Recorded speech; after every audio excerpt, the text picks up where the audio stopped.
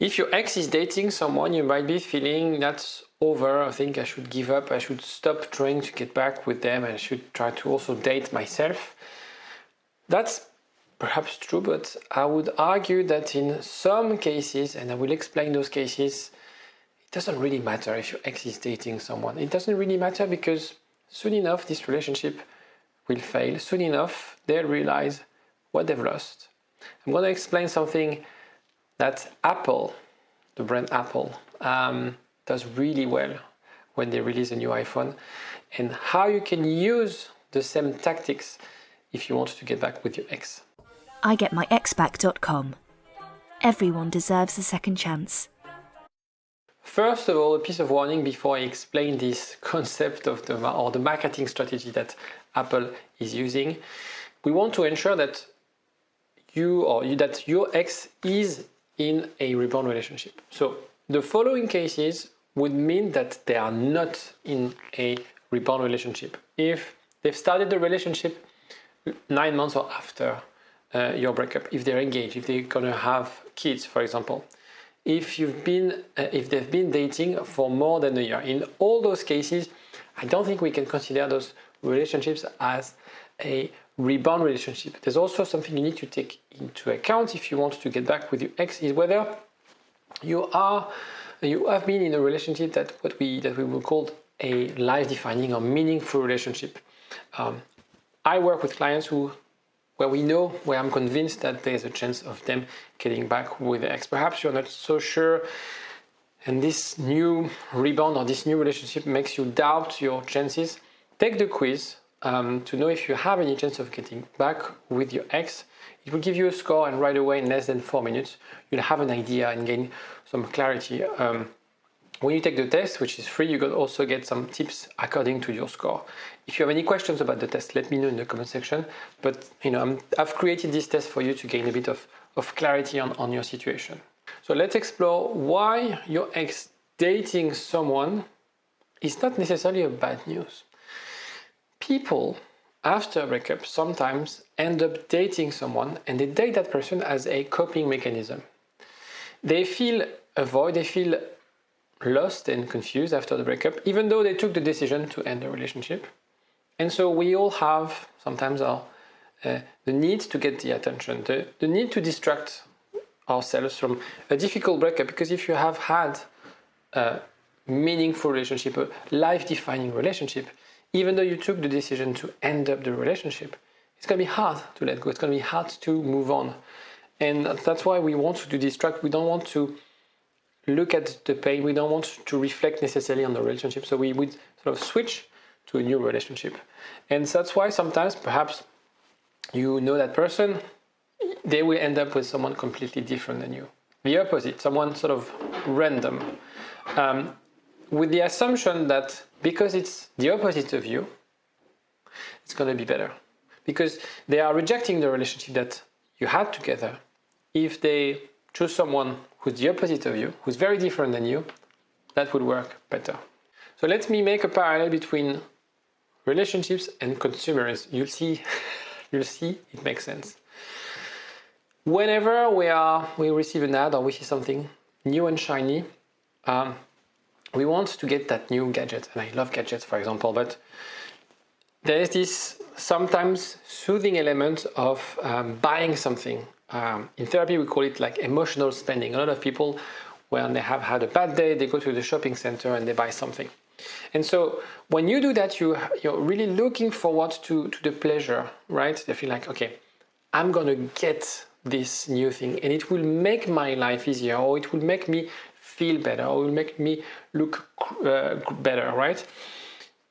And in a way, when you're about to buy this, we think like, I need this. It's more than I want this, I need this product in my life. But of course, and you've probably experienced that in yourself, and actually let me know in the comment section if you can relate on this. That'd be very interesting to hear from you on that. But once you have it, the magic is gone. It didn't necessarily deliver on the expectations. And the thing that you felt you desperately needed, you're going to use it once or twice. This amazing pair of boots, pair of shoes, this amazing new phone or new you actually realize that, well, I don't necessarily need it, I'm not going to use it, and you get bored of it. So let me translate this into sort of a psychological mechanism. What's going on when people do these kind of things?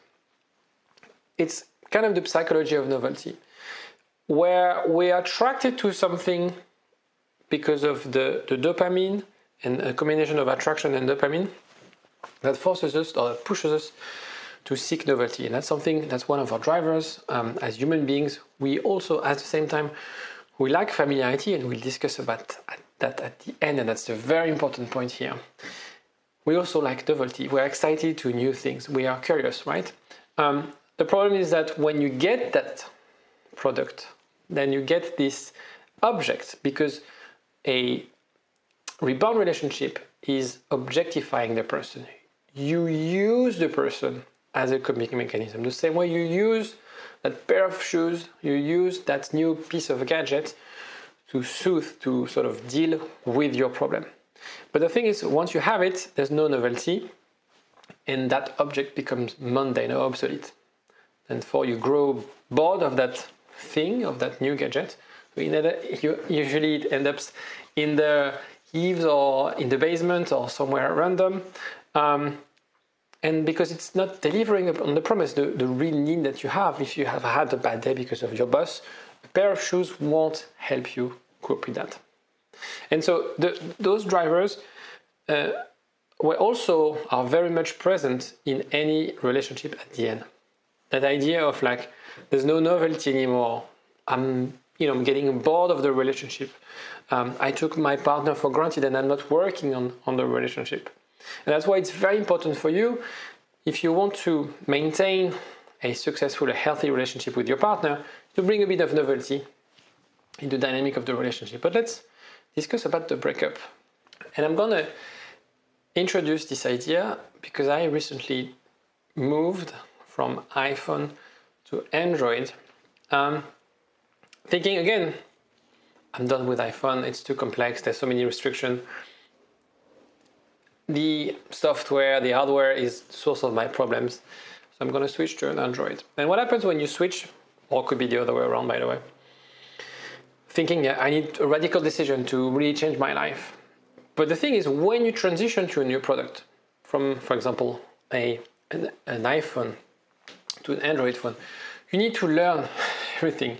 You feel that new phone will solve all my problems, but you're fighting and you don't want to learn a new thing. And it's like complex. You realize that the iPhone had a cool design, a lot of features that actually you used more than you thought. And you have this new product that have this sort of new features, but you don't necessarily need them anymore. And you thought that would be a massive change, a massive upgrade, but in reality, you're more frustrated and it doesn't necessarily provide on its promise. And that's why people reconsider their ex after a bond. But that's you reconsider if you end up in a rebound relationship.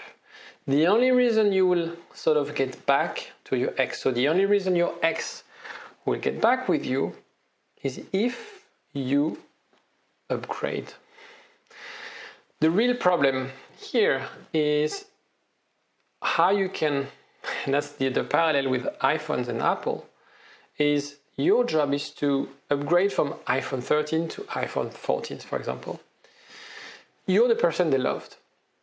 In a way, they had a lot of restrictions and things they didn't like, but if you can convey the idea that things are better, and sorry for the parallel, but just to sort of have a visual, and also in a way, the way we behave when we buy things, the relationship with products in a way, with things that we have in our daily life, we can, I think, draw a lot of parallels with relationship.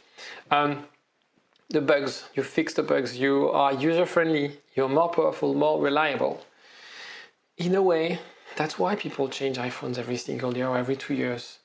They are easily convinced that if you have the same value, the same image, the same brand, right, but just you improve a few things, new features, stronger, faster, better, like Daft Punk, that creates loyalty. That creates people who are raving fan of that brand. It's very hard for them to let go of this thing. So if people are frustrated, if your partner was frustrated by the relationship, is now starting something new, is shifting from iPhone to Android, trust me, they will come back, trust me, they'll feel frustrated. And that's what will make your ex fall back in love.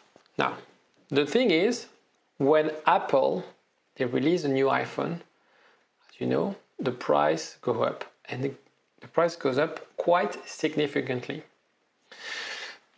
Don't forget that the process you're going through needs to be rewarded.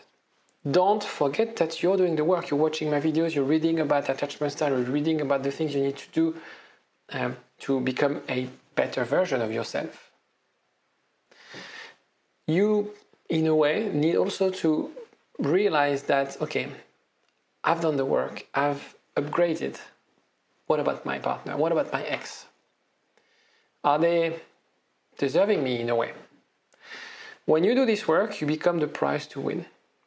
Your value increases. The thing is, when after a breakup, as you know, we feel the most important person in our life rejected us, inherently we feel our value decreases.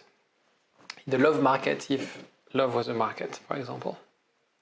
When you do the work, when you really look inward, when you really take the time and make the effort to understand about your insecurities, understand about the best way to communicate effectively with your partner, to build something healthy and secure, then your value increases automatically when you show independence, when you show strength and maturity. And you become the prize to win. And if they don't get it, if they don't want to meet you halfway, well, remember that every time Apple releases a new iPhone, every time Apple will launch a new product, even though the price is extremely high, people are always lining up in front of their stores every time they release something new. That's what will happen in your life if you decide to let go, if you decide that my partner is not worth the investment and someone will benefit this work. Too bad for them. This is the idea of today, the parallel between consumers and relationship and the sort of mechanic of rebound relationship. Let me know what you think about this. And if you want to see more videos like this one where kind of looking at our daily lives and find parallels between our behaviors as consumers in that sense and behaviors as lovers. Take care of yourself. You can also like the video. That does help me a lot. Bye-bye. In power for a long time. Get up, nah, I ain't a quitter. Toss me the ball, I'm a really big hitter. Big picture, I'm a straight killer.